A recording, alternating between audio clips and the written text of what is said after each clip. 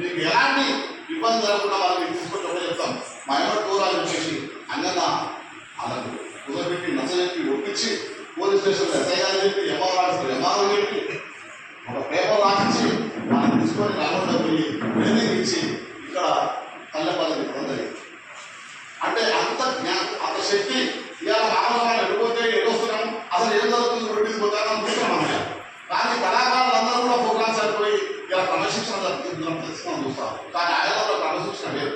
అప్పుడు నేనేం చెప్తున్నా అంటే ఎవరైనా సరే ఆడపిల్లైనా మొదలైనా మన పిల్లలు అన్నదాములా మనం పెద్దపురం కాబట్టి క్రమశిక్షణతో ఉండాలని మాత్రం మేము కోరుకుంటున్నాం.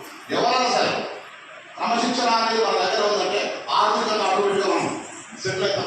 అది పలానా పిల్లవాడు బుద్ధిమంతులు బాబు మంచి కార్యక్రమాలు చేస్తున్నాడు అంటే ఇటువంటి మీద మంచి కార్యక్రమాలు ఇస్తాం చేసుకోం.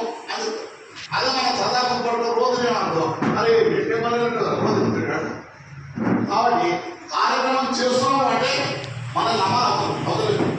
నమ్మి ఫోన్ చేసి రాబా నువ్వు ఫోన్ చేసావు కదా, కార్యక్రమం చేస్తున్నావు కదా, కాబట్టి నీకు నేను అమౌంట్ పంపిస్తున్నా, లేదంటే బియ్యం పంపిస్తున్నా, చిత్తపడి పంపిస్తున్నా, పప్పు పంపిస్తున్నా, కార్యక్రమం చేసుకోపో అని మనల్ని ప్రజలు ప్రోత్సహిస్తే ఈ కార్యక్రమం చేయగలుగుతాం. ఎవరు చేయలేదు.